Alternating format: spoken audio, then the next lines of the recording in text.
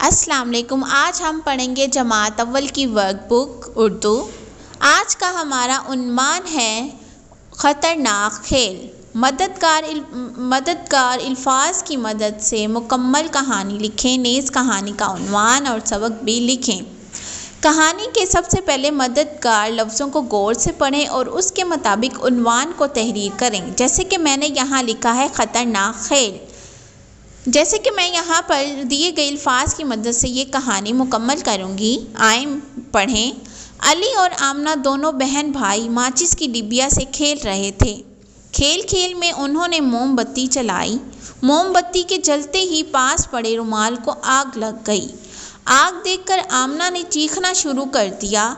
अली ने भागकर अम्मी जान को सब बताया। अम्मी जान ने आग पर पानी डाला और आग बुझाई।